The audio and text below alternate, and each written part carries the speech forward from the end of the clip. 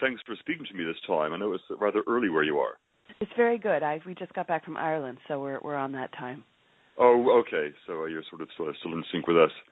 Yes. Because I was wondering, actually, when you're on the road and having to do things at this time and traveling to different cities, I wondered if that can be a bit disconnecting, if you don't feel you're in the moment, or rather is it the other way around, that it's more immediate and actually things are more real? I think it's more the latter. I think it's it keeps me on my toes. So yes, I am much more in the moment when I have to adapt all the time. So which is probably good for me. I imagine, actually, it kind of keeps you out of any ruts or patterns that might keep you adrift or whatever. I think so. I mean, and then there's sacrifices. But waking up in different cities and trying to figure out where I am is something I'm kind of used to, and I don't see it as a negative anymore.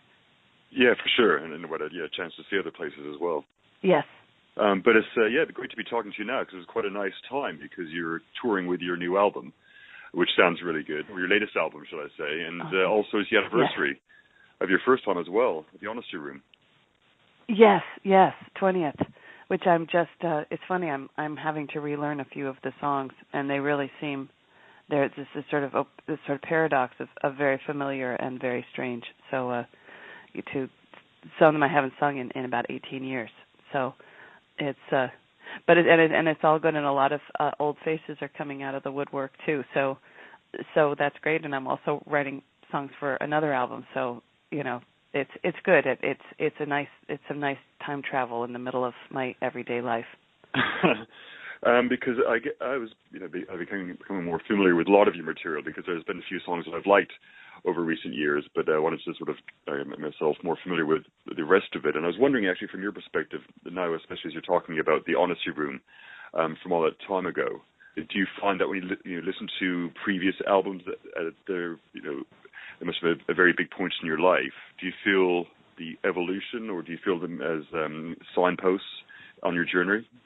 I do now, having gone back to the Honesty Room and seeing what I was writing about 20 years ago. I mean, it was really, I can't really put my finger on it. It's just a little, it's like a painting, where the lines are a little bit more defined and rigid, and the style is a little bit more derivative of the other artists who influenced me, and the themes are more about sort of, jilted love. And even when I write about jilted love now, it has a little bit more dimension to it. So yeah, I think over time I've been able to. I think that you just become more loose and instinctual over time, and it will show up in your songwriting. There's sort of a little less sticking to the rules in one's songwriting, and I do notice that.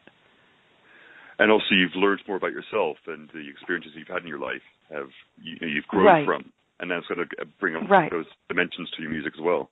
Right. It's not all just about being left by one guy. I think the Honesty Room might suffer a little bit from, but luckily that album was about trying to find other things to write about so that I wouldn't, dwell on it, where there's some reference to being left behind or, going on with my new life.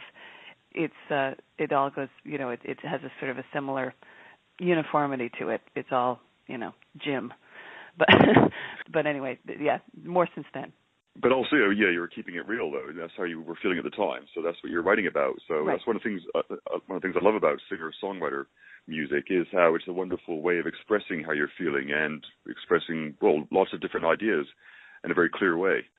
Yeah, it's kind of, to me it is kind of like paintings. If a painting is just a picture of what's going on with no kind of, fairy dust around it of how you connect it to the rest of the world or to bigger ideas, it's not the most interesting painting. But when it has, a little bit of element of universality to it, then that's when it becomes interesting. So you don't want to just, there's got to be sort of a spark of connection, not just that's right. So people connect to it because quite often people can connect to the emotion because everyone experiences the same thing in many ways, And so that's something it does draw people in that if they can connect to it. Because one thing that was brought to mind when you were talking about that was the English like rap artist or garage artist, The Streets, and he started out by talking about coming from a very relatively poor background and writing songs in his bedroom. But by the time of his third or fourth album, he was writing about doing very kind of exorbitant things and getting out and about with lots of money. But he was keeping it real. He was still doing what he was doing, but just but speaking honestly about it, which is quite a real thing to be doing. Right. No, that's and it's funny because the first album was absolutely me sitting on my bed as well, but then interestingly, my second album there were a lot of geographical references because there I was traveling with the album for the first time and seeing these places. I finally went to Seattle in the United States in the Pacific Northwest, and it's really, I had a friend who always wore these beautiful light browns and forest greens and all these earth tone colors. And when I went to Seattle, it was it was filled with evergreen trees and coffee. And so everybody was wearing brown and green, and everything was you were either drinking coffee, looking at the trees, or walking around the trees thinking about when you were going to go get your coffee. So I thought, oh my God, my friend was like a creature of Seattle, like a creature of the Northwest, and I loved the way that cities were like people, and people were like little civilizations, little friendships. So that whole album was kind of like an innocent abroad, and so that was, and you're right. So if the through line is that, I don't write it unless I feel it as a song. There are a lot of things that I think, and I think that's an interesting thing. We'll call that an idea. Yeah. That's an idea I'm having. But then there's other things that present themselves, poetically, and I always feel really lucky. I mean, I would think any performing artist feels lucky when something presents itself undeniably as a song. Yes, and so you're able to you get that idea out of your mind and express it and find that outlet for it. Yes. Yes, and move. Yeah, exactly. Yeah. Have you noticed a change in your creative process as the albums have gone on, or is it just a matter of finding those moments and being able to grab them and you express them? Yes, well put. It's very much, my life has changed. My process hasn't changed, so it's harder to access the process. But it's an interesting thing to model to your kids that you need to go take some time to write in a journal, and or clearly that you have to go and do a gig, So it's just a different pursuit to find the space in a world where I'm, there's a different amount of paperwork to be done than when I was 25. But that's okay. I mean, that's more to write about. So there's an equal benefit. So it's just you can see the unfolding of your life in the different chapters and be open and be present in each one of them. Right, and that is a nice, I mean, I have written songs. Well, no, that's not true. I've written half songs that sort of, where I'm just kind of pushing it, seeing sort of how far I can get without feeling anything, and it just doesn't.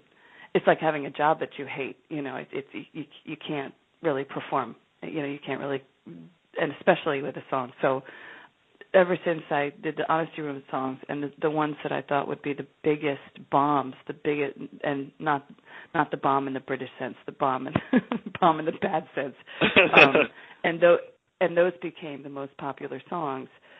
The ones that felt the most honest and exposing turned out to be the most popular. Ever since that happened, not only do I have an obvious way that I need to proceed in my life, but I also have a nice thing to say to kids when they say, how do I become a musician? I can actually say from experience and not out of total bombastic lies that you do have to find your truth.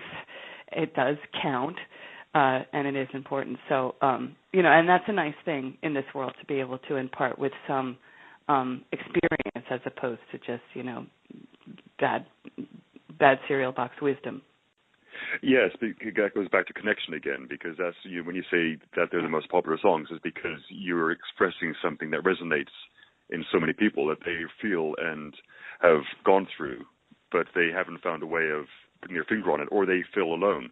But it's good that you're able to share your experience and the truth about it, and that's what people are drawn to, because then they feel not alone and know that somebody else has gone through that. Yeah, I think that's been, and then, which has actually been kind of great for me, because people come to me with, then I'm, as we say, validated.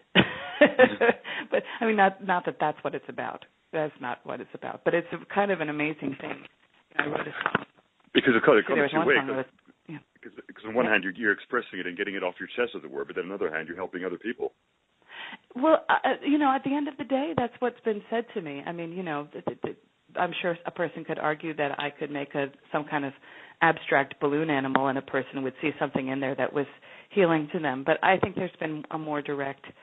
There was one song that I wrote that sort of had to do with the footholds and handholds of getting away from rock bottom. Just really deep depression. How the things that helped me find my way out of it. And that one I almost wrote because it needed to be written, and so I went ahead and wrote it.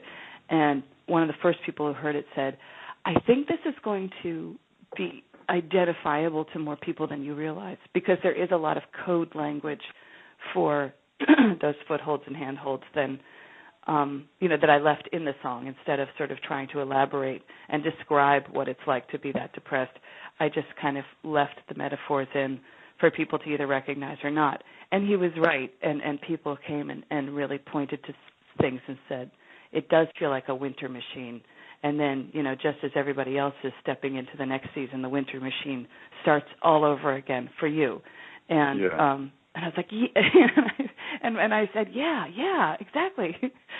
I'm glad you get that. And so, that's actually, there was one time I was writing a song that felt very honest to me, and I couldn't write it, and I thought, oh, I know why, because I have to break up with my boyfriend because I don't want to be in that relationship anymore, and I'm walking around in this lie, and and I, and the whole song is about, trying to sort of, come out of your lies and emerge into your, into your truth, but it's not in sync with what's going on right now. I mean, everybody has secrets, everybody has complications, so I'm not saying that you have to, be a big sheet of nerves to the world all the time, but in that case, I was like, this is really a lie, and it's really affecting my songwriting, so I think I need to take care of this.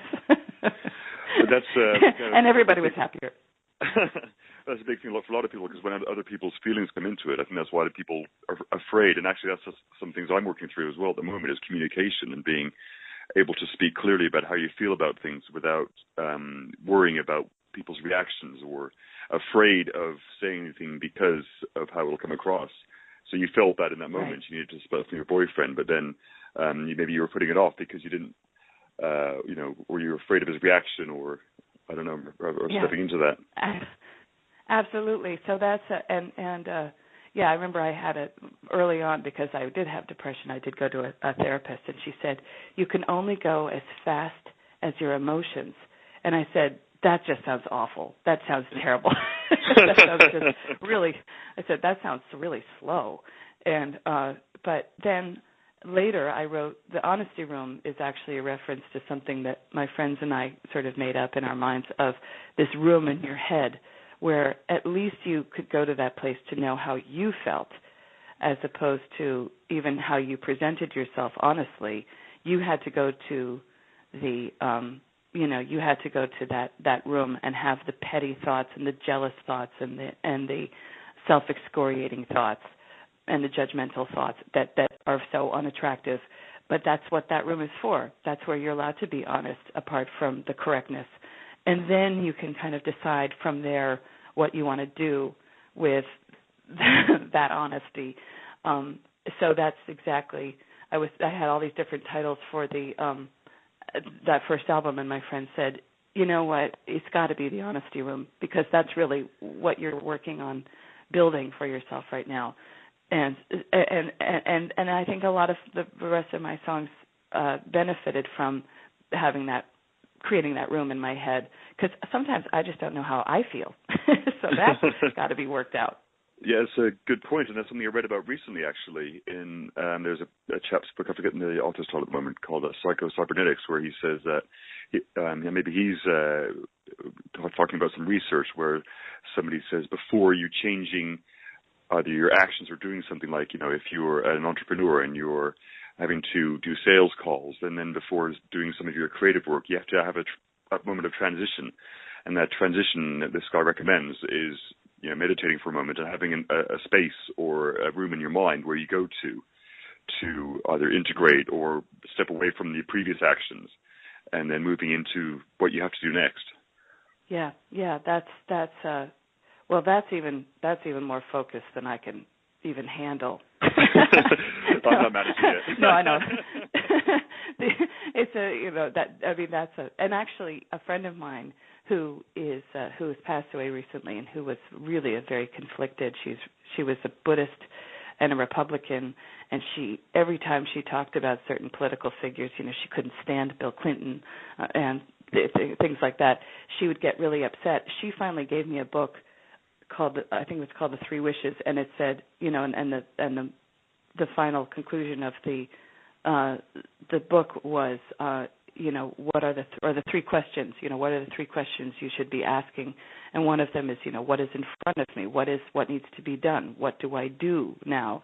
And I realized later that she was really struggling because every minute of her life was being consumed by all these abstractions.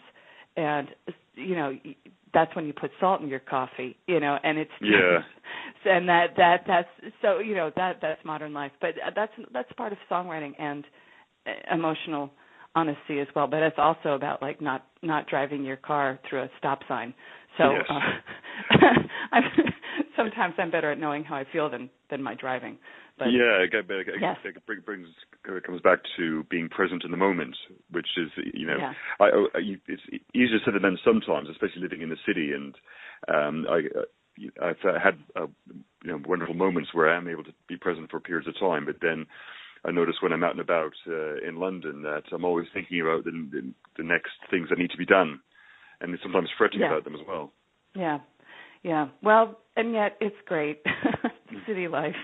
That scatteredness. I was reading a book called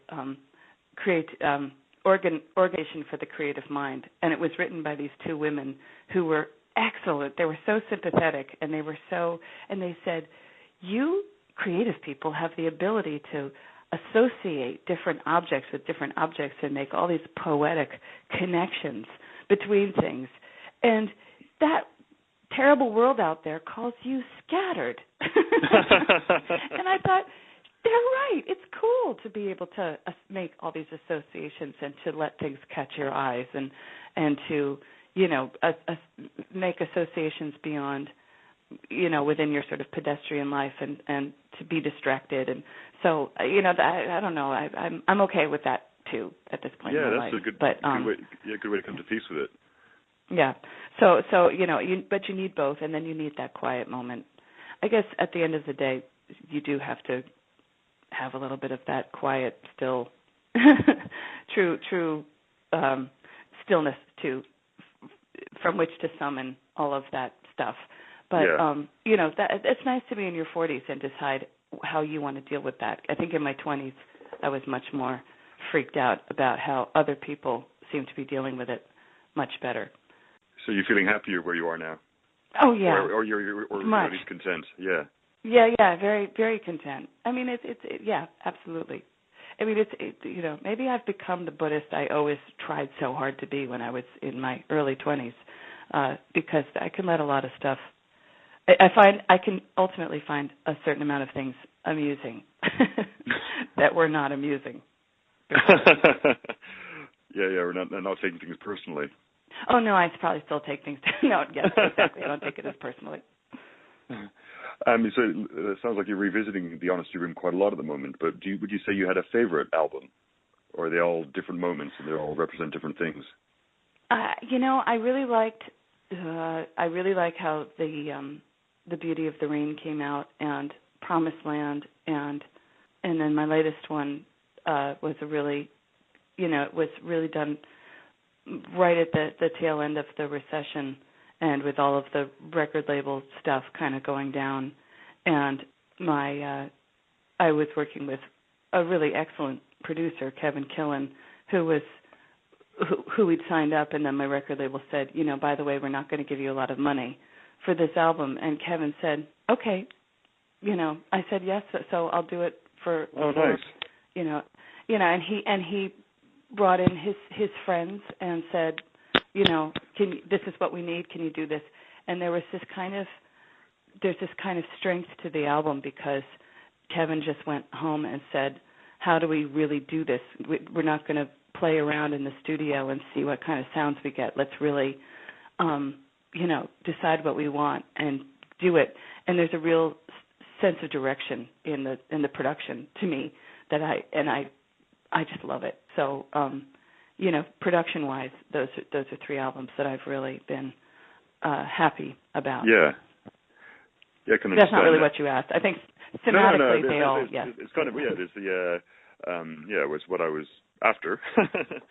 But because I must admit, I enjoyed on My Better Self your version of Comfortably Numb in terms of that nice harmony, or the different harmony in the chorus where you're going up and then you have the background bit coming down as well.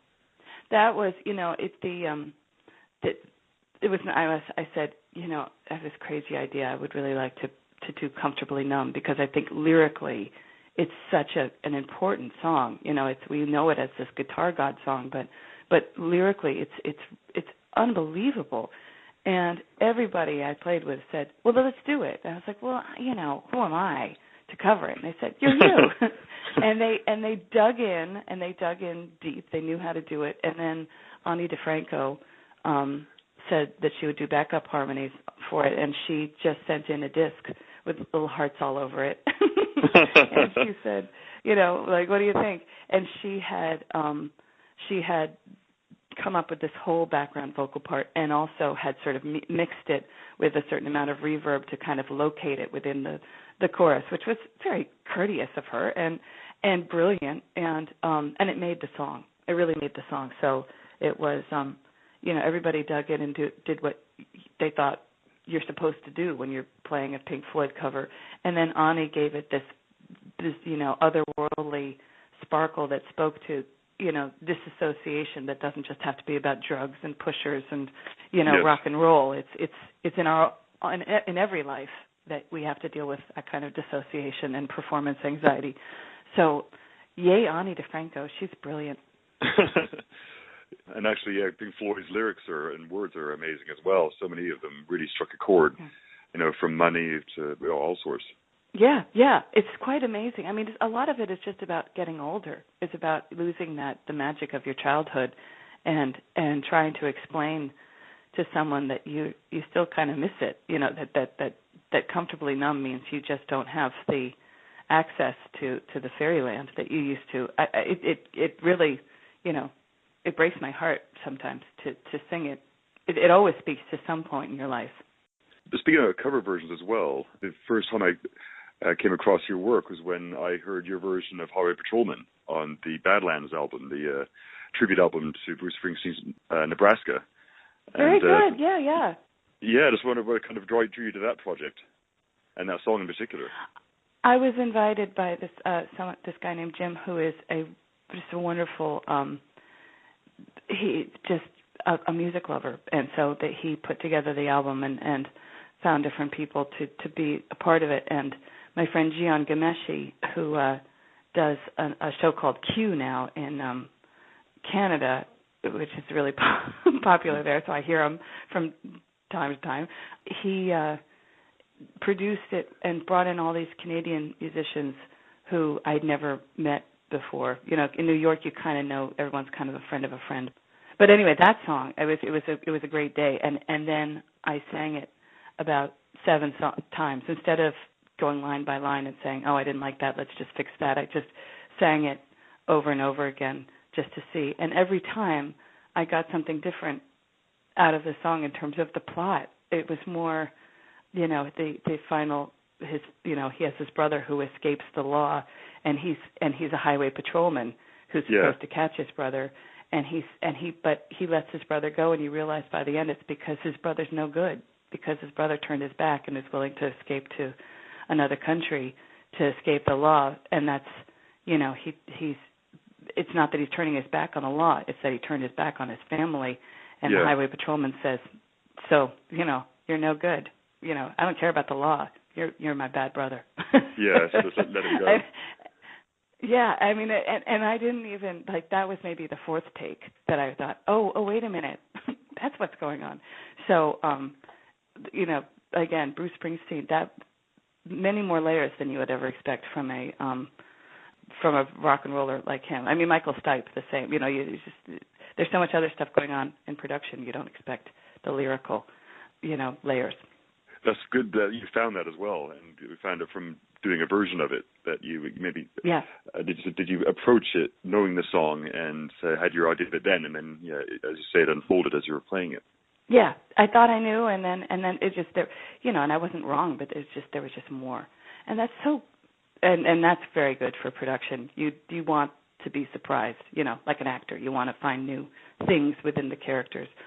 So all of these rock and roll writers, and then a lot of them, there's a lot less than meets the eye if you take apart. I've covered other people, and I won't talk about that, but those songs you're like, ooh, that's a clinker. I didn't really think about it when I was kissing your poster, but wow, that song is not well constructed. Yeah, for sure. Because actually, that was my sort of that album was my entry into Bruce Springsteen's work. When I was a kid, I knew Born in the USA, but I didn't quite get it. But then in the '90s, I got into Loudon Wainwright. I loved the way he was able to tell a story in his music, and really resonated a lot. I was working on a couple of radio stations back then in the early days, and one of the guys in the station played him, and I really got into that. And then while listening to him, I found Nebraska, and so but at the same time, though, a lot of the themes and tone is kind of a bit melancholic. And I noticed that, for a long period of time, I was listening to that kind of music. But then I wonder if sometimes when you listen to it, it can keep you in that vibration. And if you're feeling happier, I'm not sure if it's that helpful sometimes. Well, certainly, yeah. and certainly there's nothing that there are some Elton John songs that no matter how bad you feel, if you play them, it pulls you into a completely different, fabulous place. So I think that music, at some point you just need to have music be the wonderful, blunt object it can be, and not sort of go into its caves of intricacy, and really allow the happiness of certain things to peek through. I would not recommend listening to Nebraska nonstop for a number of months, especially in the winter or something. I do think that can have its effect. Yeah, for sure. But it's at the same time, it's so good that there's a whole spectrum of the music out there for each vibration and emotion that you're feeling, that you can resonate with. Yeah. Well, I love Bruce Springsteen for doing Nebraska, because that's obviously what he wanted to do. And there is something about albums like that where a person had to look at a bunch of people who said, we're going to tell you 20 things that are wrong with doing an album like this, and he does it anyway. You can hear the authenticity and even the risk of being that way at that time in his career in the album, and I think that's what makes it such a classic. And so, I mean, it's worth going into the depths. I just, depending on the weather patterns, depending on how much it's been raining, I just put a little Elton John in there too.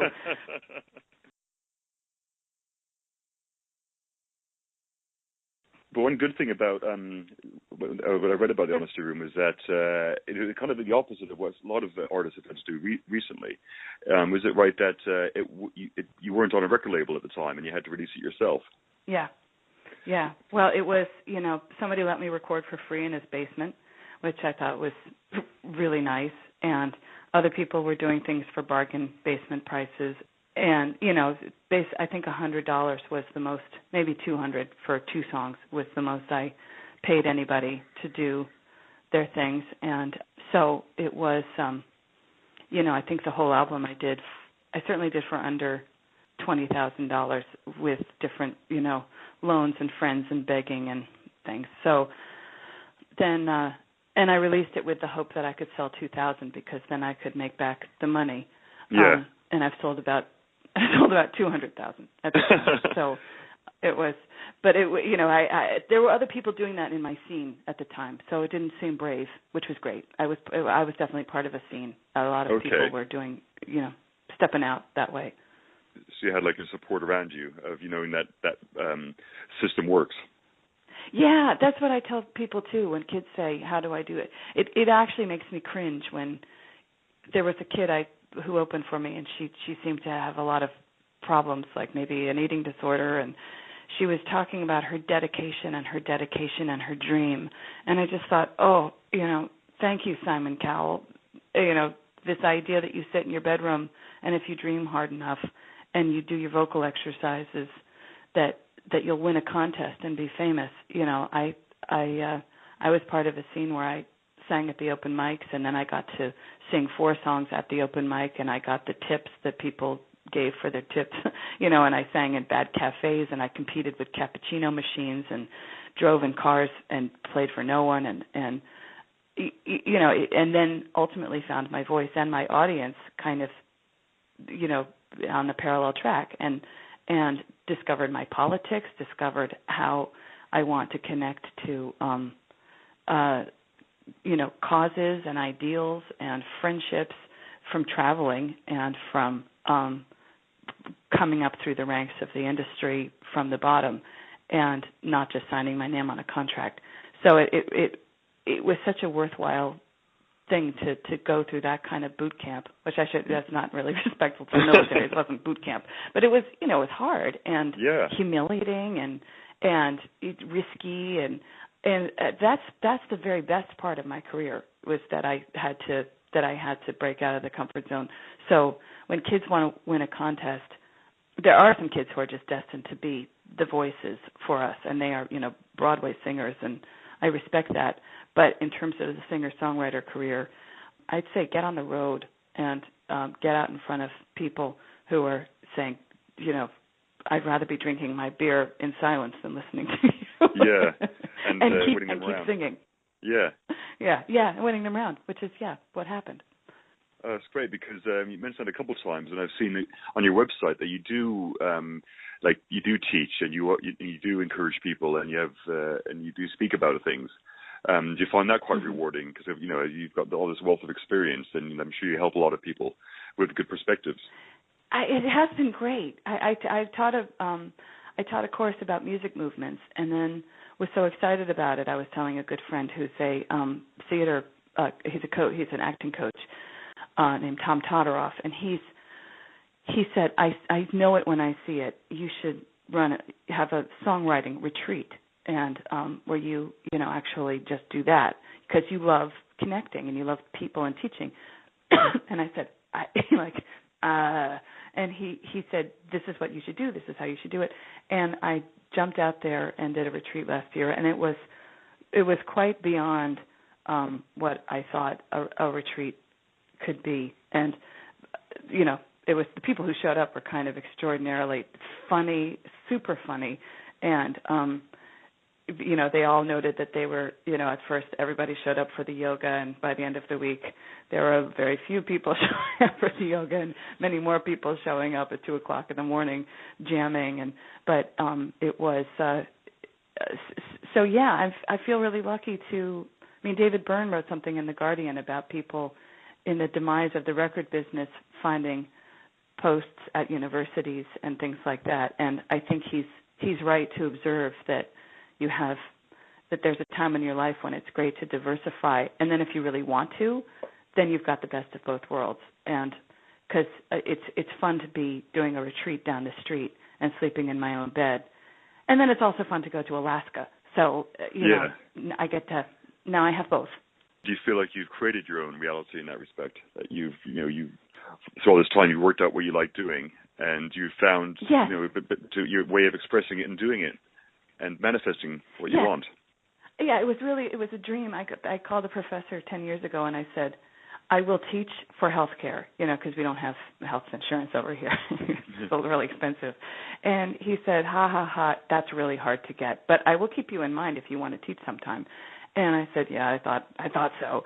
And then I found some really good health insurance, but I always secretly wanted to be teaching. And then he called me back a few years ago and said, you know what, we'll take you. We have a specific thing for people like you to come in for our semester. And and it was possibly the most fun I'd ever had. Summer camp, songwriting, touring, this was it. And I loved the students, and I loved having to do all that reading. And so, yeah, basically I had this sort of dream about what my life could look like. And now it looks like that. I mean, and this is, at 25, thinking I wasn't really ever going to get married and hoping that, but wishing I could. But now I get, just now I answered the phone and I had to leave the bedroom because my son and husband were hanging out, starting to talk about, what to have for breakfast. Yeah, so, right, of course. So, yeah, I'm very, very pleased at the diversity of my life at this point. And you've had to work at it. I mean, when I was looking at one of the panel discussions you talked about is women in music. Did you feel that when you in those early days when you were having to drive around and win people over, that it was a lot harder for women? No, quite the opposite. And actually now I understand why. Okay. The 90s was a real time for women in music. So you had the Lilith Fair. You had radical, you had radical women's music. You had the Lilith Fair, which was sort of taking advantage of sort of harvesting all of the progress that women had made, but, sponsored by Volkswagen. And you had a lot of women coming out of the woodwork and saying, I don't want to watch this violent movie. I want to go watch this concert, to their boyfriends, and saying, and by the way, it's my money, so that's what we're going to do. So it was a complete sea change. I mean, not a complete, but it was a real movement. And, you have truck stops, rest stops, and, I mean, actually, I had a great experience where there was one time I was running out of gas, and I saw the light of a gas station in the distance, and I thought, oh, that is the gas station you don't want to go to. That is, the bad movie. And yeah. I went I went inside, and there's this young gay man. I'm wearing like thigh-high boots and a little mini skirt because it's what I'm performing in. And I walk in, and this young gay man is sitting there, and he said, "Oh, I love your boots."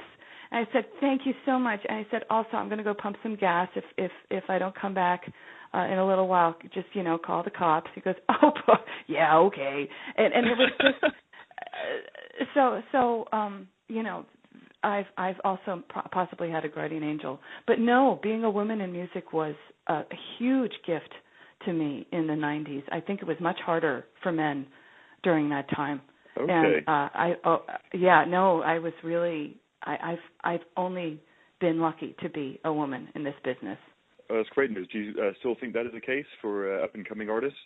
I mean, recently there's, I guess what comes to mind is the recent, news of the likes of Miley Cyrus, they talk about the exploitations of girls just for their image and having to look a certain way. Yeah.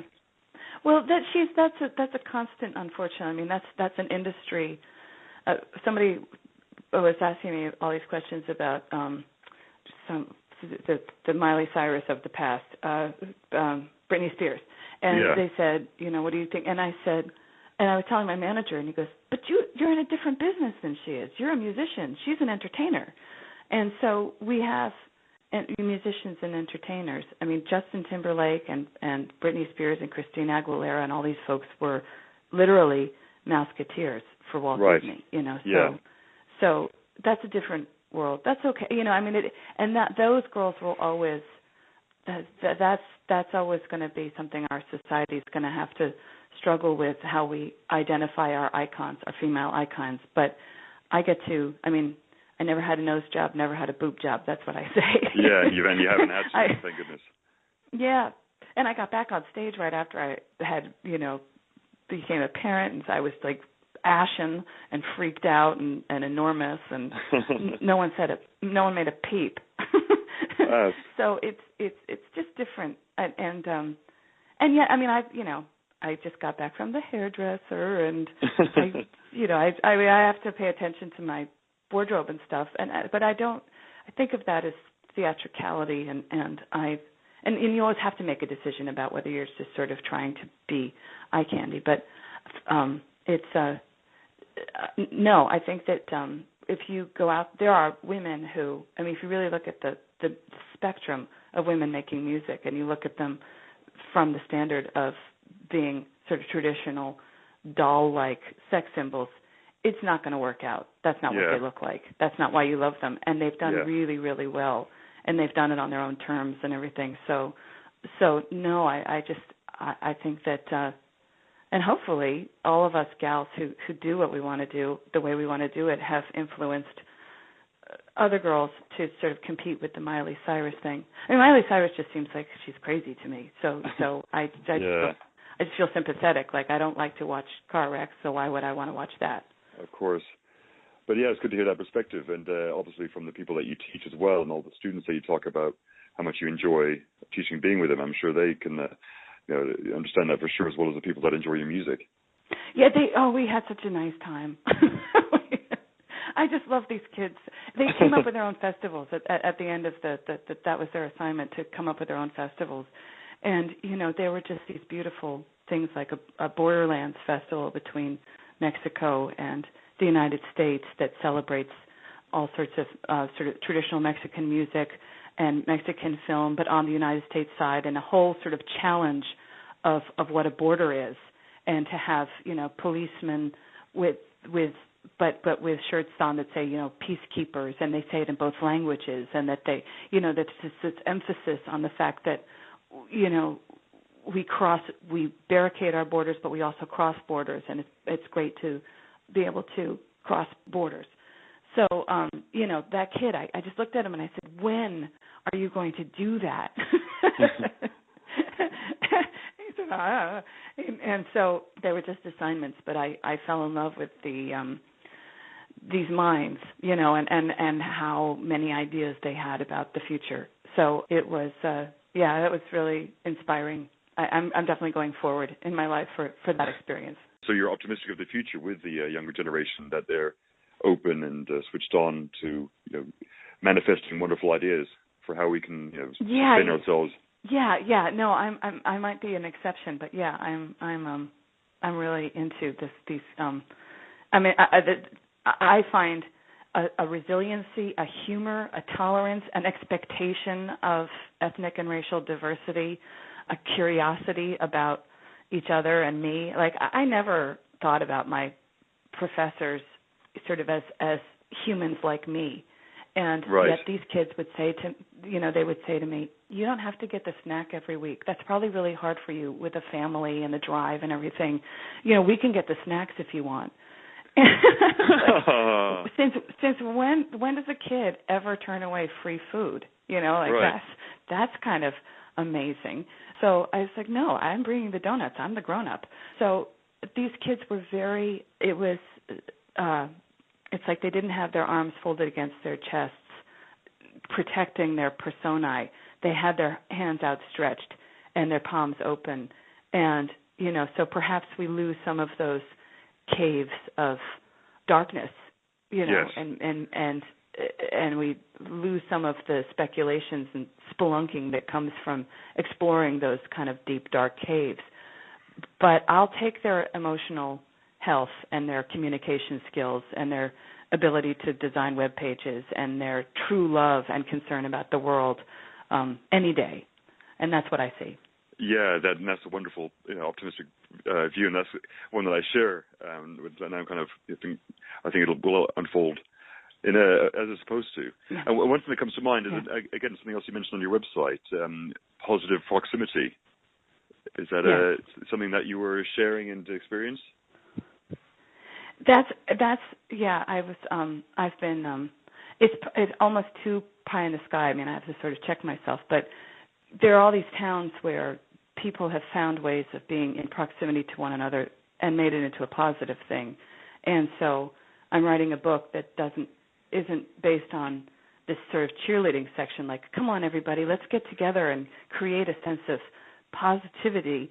It's more to say, you can go ahead and be upset about the tree branch that fell into your yard from your neighbor's tree and be litigious and angry, but there are towns where people have overcome that, and those are the towns that are prosperous, and those are the towns that are interesting, and those are the kids, places with the good schools and the happy kids and the better quality of life and less heart attacks. So, you can listen to me describing the elements of towns that have found ways to be together, or you can stick to your own way of doing things.